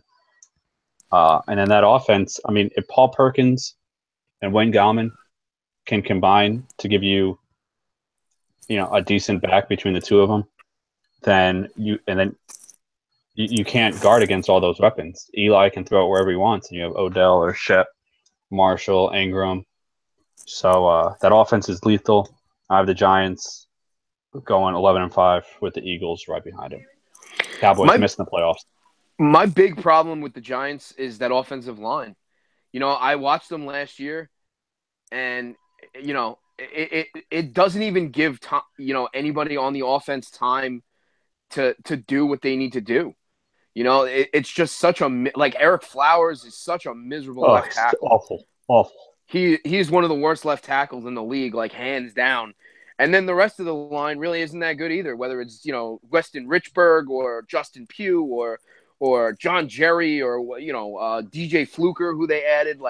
The offensive line is just not good. And in that kind of offense, that McAdoo style offense that the Packers like to play, you need to give the quarterback time. You need to give him time to move around in the pocket and find his receivers. And you got to get the run game going as well. And you talked about the run game. And if the offensive line is going to be as bad as I expect it to be, then the run game is not going to be much better either. So I think that the offensive line is going to affect the Giants in a big way this year. I don't think they're going to be as great as everybody thinks they are. Everybody likes to put shit down on paper and say, "Oh, look at this! Look at all these weapons!" and blah blah blah blah blah. The defense is probably one of the best in the league, but I still see. I'm going to go out of the box here. I'm going to say that the Redskins have a big year. I love the addition of Terrell Pryor. I'm really regretting all the times that you basically offered him to me last year, Jared. I offered him to everybody. Yes, you did. You hoard him around, and nobody wanted him. No one took him. And then he went to the Redskins, and I got the Marco Murray for him. Yep. Then he became coveted pretty much. Mm-hmm. So I love the addition of Terrell Pryor to the Redskins. I think on a career year for Kirk Cousins, not a career year, excuse me, a contract year for Kirk Cousins. I think Kirk Cousins is really gonna put together a really, really good year. They do have a very good offensive line. The Redskins do. And their defense is normally very good. It's normally pretty underrated. So I like the Redskins to win the division with 11 games. I think the Giants and the Cowboys will be in it for a wild card spot. I think the Cowboys are going to have a lot of work to do when Zeke does get back, because they could be looking at 2-4, something like that. Honestly, I have to look at the Giants' schedule, because the Giants, they really don't show up in big games. That's kind of been their MO. If a team is better than them, they lose pretty much. They will beat up on the bad teams. There's no doubt about that. When they play the Cowboys without Zeke, they'll beat the Cowboys. I think they will beat the Eagles. I think they're going to have a tough time with the Redskins because of their offensive line problems. I'm not sure what other divisions they're playing, but if they do end up playing the Browns, or they end up playing the Jets, or they end up playing the Bears, they're going to beat those teams. But when they play the Vikings, and when they play the Packers and teams like that, teams that are just on another level. You know, the Bucks, the Falcons. Like, I don't think they're on the same level as those other teams. So Okay. yeah, I like the Redskins. And what record? I just said 11 wins. 11 wins. Okay. Well, the Cowboys definitely are going to take a step back. Yes, their offensive line is still really, really good. But like we've all been saying, the loss of Zeke is going to hurt.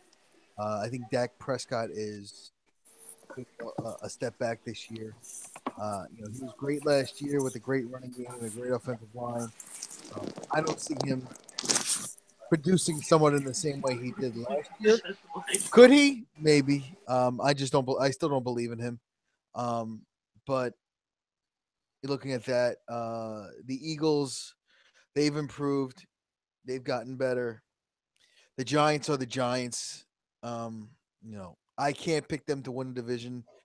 Their offensive line just doesn't give Eli Manning enough time to throw, and then all these, Eli sucks chants and all the fucking Giant fans out there just killing Eli Manning when the guy doesn't have time to throw. He's gonna just throw with the ball and pray for the best. The team that I think is very dangerous is the Redskins. I think Kirk Cousins would want that contract. He wants to show that he is going to be able to perform under pressure. The addition Terrell Pryor is just amazing. Jordan Reed is still he's still pretty good. The defense When healthy. is good. When healthy, he's really good. The defense is pretty solid. I like the Redskins to steal this division, and I like them to steal it at 10-6. I think they're going to. Each member of the division is going to beat up on themselves. But I do see the Redskins winning the division at 10-6. That's interesting. I don't think they have the defense for it. Also, to touch on the Cowboys line, they did lose their right tackle. So they have a new right tackle. They also lost their left guard. So the offensive line is going to be a little bit different. And then with Zeke suspended, you have Des Bryant, and then who the fuck else? Cole Beasley and Ryan Switzer and Jason Witten, who could barely move. So yeah, I think the Cowboys could legitimately finish in last. But I think you both are sleeping on the Eagles way, way too much. Carson Wentz is going to take a step forward. He's got a very good receiving core there now. They got a LeGarrette Blount to punch it in. Their defense is good. But no, that's fair. That's the first one that you two have agreed on. Yeah, definitely. So, and I'm not saying the Eagles are going to take it a step back. I don't think they are. I think they flip it. They go 9-7. I think you look at the Eagles and the Giants both at 9-7 competing for the division, and the Redskins winning it at 10-6. You mean competing for a wild card? Competing for. Well, they're going to be competing for the division at 9-7. They're going to be competing for the entire division. Is going to be up on each other. That's my feeling. I think the Redskins can probably go into the last week 9-7 and 9-6 and win their last game. So we got one division left, right? I wonder which one. And that is the easiest division to pick. Oh yes. The AFC least. Like I said in the beginning of the show, I think the battle for last is the most intriguing battle of the entire NFL because the way the Bills are trying to tank. But I don't care if Edelman gets hurt. I don't think it matters. You got people to step into a spot. I got the Patriots, and I have them going 16-0. Wow, 16, huh? There's no one who's going to beat them. They're too good. They're the defending Super Bowl champs, and they had the biggest acquisitions in the offseason. They're the most improved team, and they're the Super Bowl champs. It's hard to argue. I think. Oh, and Gronk is healthy. Yeah. They picked up Dwayne Allen. And Dwayne Allen as a backup. That 2 tight end set. I mean, I'm not saying they're gonna fall back, but one loss, I could see that somewhere. One game in the middle of the season, they're already 9-0. Belichick is just trying a bunch of new shit just to beat Bill Belichick, like the smartest guy in the room. I'd say 15 wins for the Patriots, and no doubt they're winning that division. No doubt. Yeah. Howard. Jets. Dolphins at 12-4. Yeah. It's going to be the Patriots, and as much as it pains me to say, they're not losing a game this year. They're not. Wow. They're not losing a game this year. Yeah. Spoiler alert: I don't have them losing a game in the playoffs either. Yeah, I'm going to say that also. I think they're going to win the Super Bowl. Wow. They're going to go undefeated. They're going to go 19-0. They're, the addition of Brandon Cooks, he's got, Tom Brady, one of the best quarterbacks ever to play the game. He's got a tremendous team around him. I don't know. It just sucks that we have to say this, but they're not losing at all. This, personally, anyway. if they finish the regular season 16-0, it would be hard for me not to root for them. Oof. As a football fan, I want to see history. I want to see the Dolphins fans and that fucking old team not be able to pop the champagne anymore every year. I want to say that in my lifetime I saw probably the greatest team ever. And quite honestly, with what they've done so far, they only have one thing left to do, and that's to go undefeated. So, we moving on to the awards. Of course, both of those teams have to be in our division. All picking the Patriots to win the Super Bowl. I am. I'm not. I'm picking the Patriots in the AFC, the Packers in the NFC. Picking the Patriots to win the Super Bowl. I'll say the Pats definitely make the Super Bowl. I don't really know in the NFC. Packers are definitely going to be there. I think the Falcons could get there again. Trying to think of other teams. The Seahawks, if they're there with that defense, they've always got a shot. Cardinals as well. It's really a toss-up in the NFC, so I guess that should tell you that they're probably going to win the Super Bowl, right? yeah, I think so. I mean, if they get to the Super Bowl, then, I think if there's one team that finally has, can figure out Brady, it's the Steelers. If they finally figure out Brady, I mean, they stop playing that fucking two-man defense or whatever they do against the Patriots that he just destroys, and they just continue to fucking do. They play that two-deep safety or some shit. I don't even remember what it was, but I mean, they do it every time against Brady, and he just slices it to pieces. So, I'd probably say Patriots, Steelers, AFC Championship. I'll go Packers. I'll go Packers and I'm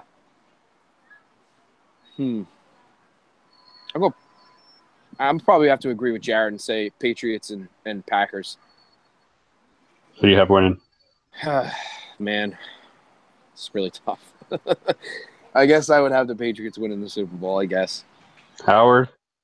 It's hard to admit, but give me the Patriots and the Patriots. You broke up. I didn't hear you. Give me the Patriots and the Seahawks. The Seahawks. And the Patriots to win? Patriots have 4th and 1 at the goal line, and they run it in. All the disparity we had in our divisions. And then we have the same shit for the Super Bowl. Well, hasn't it kind of become like the NBA with the Golden State Warriors? In a way, I guess. Yeah. All right. So we got the teams. What about the individual awards? Howard, your mic is messing up. I can barely hear you. Yeah, I can't hear you that well either. Hold on. Hold on. You're coming in and out. What do we know? I guess. Well, Anthony. Yeah, I hear Anthony's fucking background music. So TV. Sorry, I had to move. My kid has to go to bed. Howard, say something. Wait. TV's back on. Howard? Tom Brady MVP. Yeah, me too. I mean, if they go 16-0, there's no denying that. Mm-hmm. It's only one league MVP, right? Yeah. Hello? Yeah. Can you hear us? Yeah, I can hear you. Yeah, it's only one league MVP. Oof. Wow. That's tough. As much as I don't want to say Tom Brady, it's going to be Tom Brady. So, Tom Brady. Brady unanimous for MVP. I think so. All right. What about Offensive Player of the Year? You sticking with Brady? I like to go different with MVPs and offense. Like, I like to stay away from quarterbacks when I pick an Offensive Player of the Year. Just because I feel like you can use that award to kind of, award to somebody other than a quarterback. Because I think if it's an offensive player, it's always quarterback. Because it's that's the sport. Yeah, if you don't have a good quarterback, you're fucked. I don't know. I'm trying to think. I don't know, Jared. What do you got? Because you're a lot more prepared than I am. I'm thinking off the top of my head. I wanted to go with someone else. I have the same thought process. I was never going to pick a quarterback for this. And I wanted to try and go a little bit deeper with this one, and I just couldn't do it. I'm going with David Johnson. I think that he has a real possibility of getting 1,000 yards rushing, 1,000 yards receiving, and if that happens, you can't deny him the award. Even if he gets 2,000 total yards, I mean, it's hard to deny any skill player 2,000 total yards. Offensive Player of the Year. I mean, last year he won Pro Football Focus's award for best wide receiver, and he's a running back. So that tells you something. I'm going with David Johnson, with probably Brady behind him, just because who knows what numbers Brady's going to put up this year. Yeah, I guess from that thought process, I can go Le'Veon Bell because he is on a contract year, and as far as like what numbers he's going to put up, I think as long as he's healthy and as long as he's not getting himself suspended, then Le'Veon Bell. That's where I'm going to go. Okay, Howard. David Johnson. Stop copying me, man. All right, you really want me to stop copying it? No. You're just gonna pick first for the rest of the categories. Brandon Cooks. Brandon Cooks finishing for Offensive Player of the Year. Well, let's make a side bet on that. What? Anything you want. Oh no, if it's gonna be a Patriot, it's gonna be Tom Brady. Yeah. I'm not making no side bet on that. All right. Who do you have for Defensive Player of the Year? I'm gonna go with JJ Watt. JJ. JJ's coming off the injury, so I like him for Defensive Player of the Year and Comeback Player of the Year. Okay. I'm gonna go Khalil Mack in Oakland. Nice. Yeah, I had Mack written down, and I told myself that if someone says him, I'm gonna go with my other guy. So I'll cross Mack out. I'm going with the deeper guy. I'm going with Danielle Hunter, defensive end for the Vikings. Ooh, Vikings. I think he finally promoted him to full time. He was only part-time last year, played about half the snaps as every other defensive end, and finished with 13 sacks. So I think he could finish with something along the lines of 19, 20 sacks, a bunch of tackles for losses, and lead that defense to what we could see as a top 5 defense. I'll go with Danielle Hunter, a little out of the box there. Howard, Offensive Rookie of the Year. You know what? Hold on. We'll come back to that. Defensive Rookie of the Year. Defensive. That's a tough one.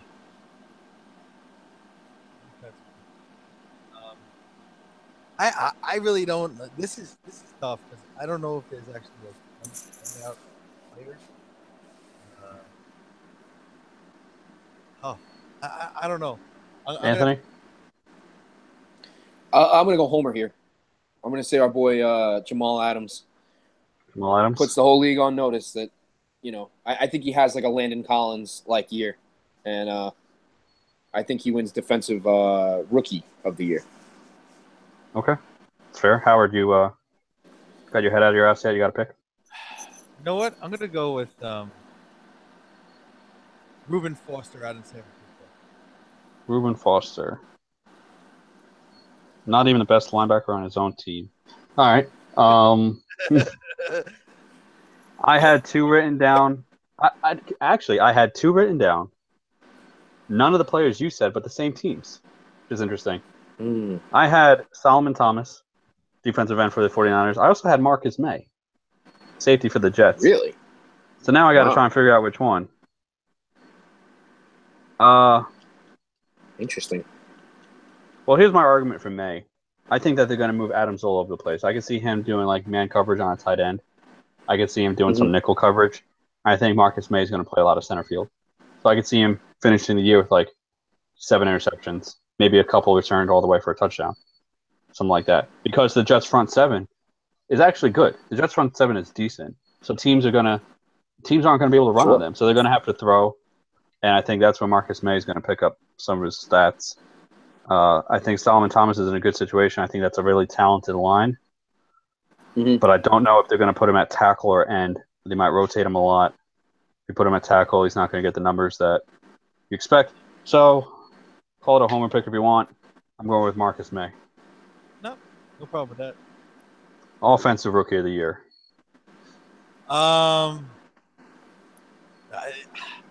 Christian McCaffrey. I think he's going to just be the all end all. That's going to help the Panthers come back from what they were last year. He's going to be able to run the ball, catch the ball, might even throw the ball. You never know. But I think the guy who's I like him to win offensive. Howard, your mic is like really bad. Yeah, I can't hear you at all. You're like basically just cutting out. Yeah, you're just cutting in and out like you're in terrible cell service. While you go ahead and fix that. Now? How about now? Is that better? Now you're just louder. Yeah, you're louder, but you're still cutting out. Really? Yeah. I'm still cutting out? No, now you're fine there. We'll see next time you talk, for a couple sentences at a time. Anthony, who's your offensive rookie of the year? Well, I wouldn't be able to make the trade that I did in Dynasty if I didn't have as much confidence as I do in OJ Howard, because I think he's going to fit perfectly into that offense. He is just a big, massive, mobile target in the red zone for Jameis Winston. You can use him on first and second down as well. He's not just going to be a short yardage guy. I think he's going to do a lot for that team, and I think he's really going to take that offense to that next level. So I think OJ Howard, he's going to have a lot of touchdowns. He's going to have a good amount of yardage. He's going to be, he's going to have that demeanor. I think he's going to be a breakout star. I really do. So I like OJ Howard. Okay. As I mentioned before, I said that there are a ton of talented guys in this draft. You have Christian McCaffrey, OJ Howard, Dalvin Cook, Leonard Fournette, Corey Davis, Mike Williams. Go on, Joe Mixon. But there's only one that's getting real opportunity right away, and it happened recently. So I'm going with Kareem Hunt as Offensive Rookie of the Year, based solely on the workload that he's going to receive. I think they may split it, but you won't see a split like you'll see with Joe Mixon and Jeremy Hill and Gio Bernard, or Dalvin Cook and Latavius Murray and Jerick McKinnon, or Leonard Fournette and his broken foot. So you won't see split. I think Kareem Hunt. I think if he eclipses 1,000 yards, I think that's your Rookie of the Year, and I could absolutely see him doing that. The only thing that scares me there is that there's no real wide receivers, so they may load the box. But I'll stick with that. I'll stick with Kareem Hunt. Howard, any other categories you got? You want to do Coach of the Year or no? Bill Belichick. Yeah, I mean, when you got a team going either 15-1 or 16-0, I mean, how else do you go? I would say comeback player of the year. Okay, we did do comeback. J.J. Watt. You got J.J. Watt. Yeah, so do I. I'm gonna go Kuechly. I think Kuechly has a solid year. I think he's healthy. That's a big thing. He missed pretty much the end of last season with another concussion, and that's kind of become a bit of a problem for him. But I think he comes back healthy this year, and if J.J. Watt has a J.J. Watt like year, then they're not going to deny J.J. Watt because he is J.J. Watt. But I'll say Kuechly. Okay. Little update on the trade. It is 3-2 Vito right now. Ooh. Well, I'm gonna approve it so you can count mine. Anthony's going to approve it and make it 3-3 with Roe still has to vote, and she's not going to veto her brother's trade. So that should be 4 approves. And then Brian has to vote, and Tommy. So, I think who else vetoed? The vetoes are my father, Gerstein, of course, and Walsh. Really? Mm-hmm. Wow. Okay, then. Mine is still 4-1. So there's that. That's going to be interesting. I think it'll end up getting approved. I think those are going to be all the vetoes. I think it's going to be approved 6-3.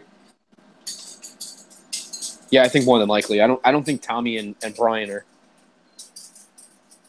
trying to make waves or anything like that. So I think they'll just end up approving it. Yeah, I agree.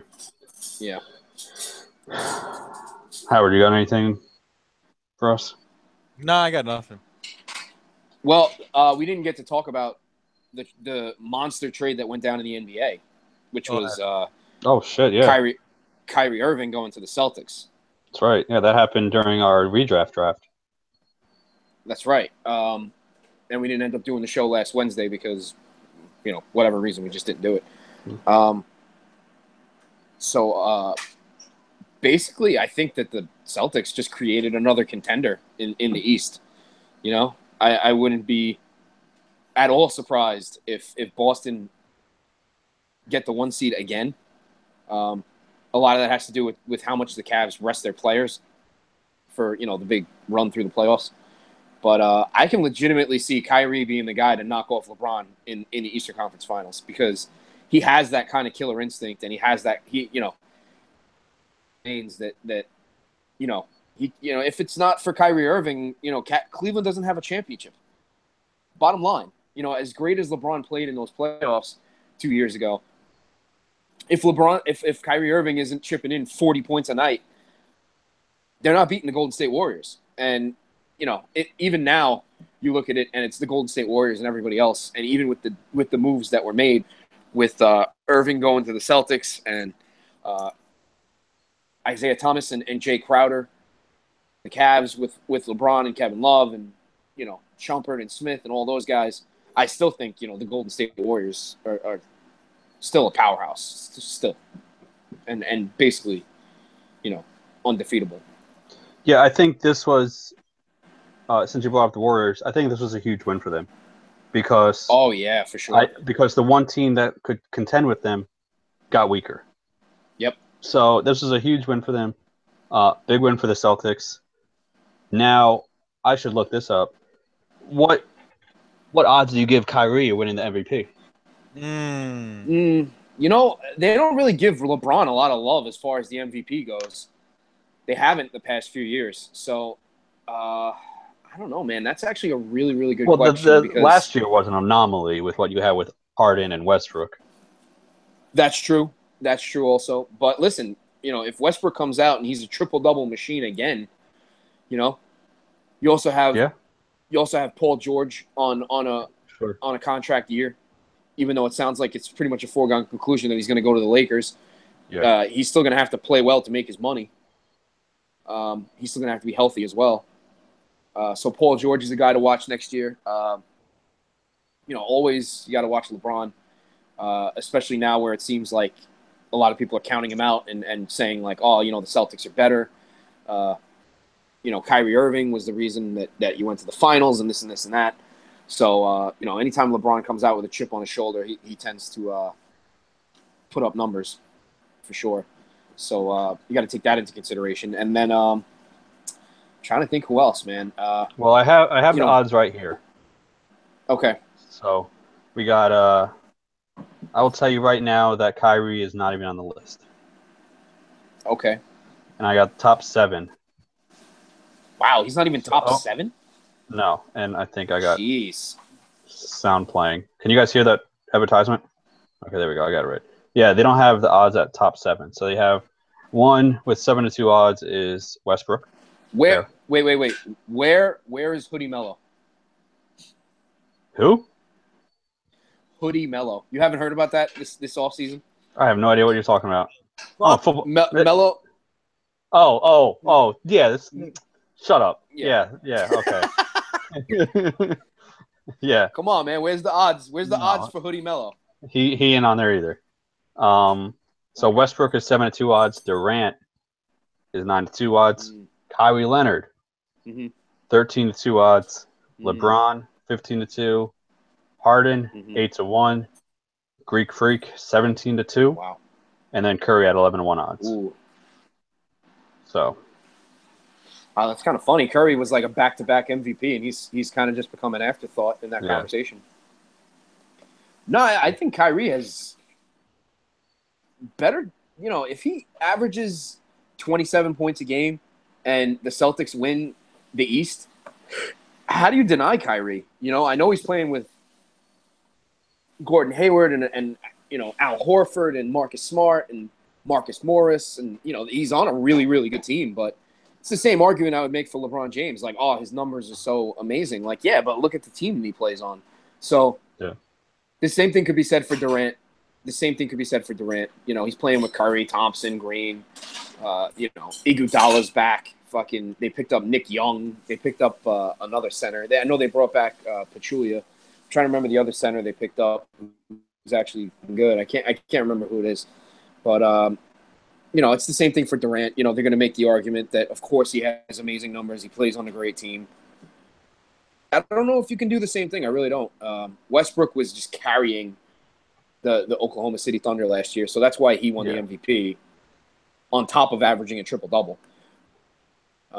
James Harden played on a great team, but, again, he was almost averaging a triple-double and just putting up, you know, ridiculous numbers every night. So I don't know. Top 3, I think Kyrie would be there. I really do, depending on how much he averages per game. Like I said, if he's averaging like 27, 28 per game, which he could do when he runs the offense. That's one of the reasons he wanted to get away from LeBron, because he wanted to have the ball in his hands. He wanted to be the man. He probably wanted to win an MVP. So, you know, if he averages numbers like that and the Celtics win the East over the Cavs, I don't see how you could deny him. The numbers have to be there, though. Go Howard. Wake up. I really couldn't give two shits right now. Oh, all right. I'm so Ready for football? ready for football, basketball. You already know. You know what this Howard? You know what this deal has done, though, right? It's actually made me want the Nets to make the playoffs. Yes, I know. Oh yeah, because the Cavs got That's that how pick. much I hate. That's how much I hate the Cleveland Cavs right now The Nets aren't going to even come because close. of LeBron James. They're not going to be. I don't think the Nets going to be the worst team, but they're not going to make the playoffs. No. Well, I think they're going to be better than people think, to be honest with you. No, they No. improved, but they're going to be nowhere close to playoffs, but nowhere close to the worst team. But somehow the ping pong ball will probably fall away, and Cleveland will get the first overall. Oh, if they're a lottery team, forget it. The Cavs are getting that pick. That's one. I mean, actually, I don't know. I don't know, because if LeBron walks away, it's not a market anymore. It's true. So I don't really know how emotionally invested in the Cleveland Cavaliers the NBA are without LeBron James. So I mean, if he goes to the Lakers, then the Lakers are getting the first overall pick. Because they'll use it to trade for fucking Russell Westbrook or something like that. Yeah. Because that's what happened when he left Miami and went back to Cleveland. That's how I knew he was going back to Cleveland, because I knew when the Cavaliers got that first overall pick that they did not deserve, they were going to trade it for somebody to bring LeBron to fucking Cleveland, and it ended up being Kevin Love. All right. Well, I guess So that's I think the Cavaliers they got a little bit worse with this trade just because, Irving's not a great defender, but fucking Isaiah Thomas is a negative on defense as far as playing defense. He's also like, what, 5'8"? He's a tiny little guy. And he gets his points, but he's not going to do what Kyrie does. He's just not. He's not going to make the shots. He's not going to get into the paint as well as Kyrie does. And he's not going to play defense. So that's a negative right there. Jay Crowder is going to help them on the perimeter. And I don't know what the fuck Anti-Zizic is, so it doesn't even matter. And, of course, you're going to be watching Anti-Zizic. She was the final part of the deal. Hi. And then, you're going to be watching what the Nets do because that's the pick that the Cavaliers are going to get. It's true. But if you tell me that they use that pick to get Kyrie Irving, I think that's exactly the kind of pick. I think that's exactly the kind of deal they were looking for to move that pick. Well, I guess that's that. Yeah. And next time we convene, we'll be on Sunday in person. Yes. That's For a true. The for a draft. for a pretty important day. We Michelle will be also, accompanying me. we also have the Red Sox coming into town to basically put the division away this weekend. Yes, that's absolutely going to happen. It got Yeah, to it's the point where I'm struggling to watch. Yeah. But it always The gets like that for offense. me around this time of year because it's not so much that the Yankees. I mean, the Yankees are collapsing. That's no question.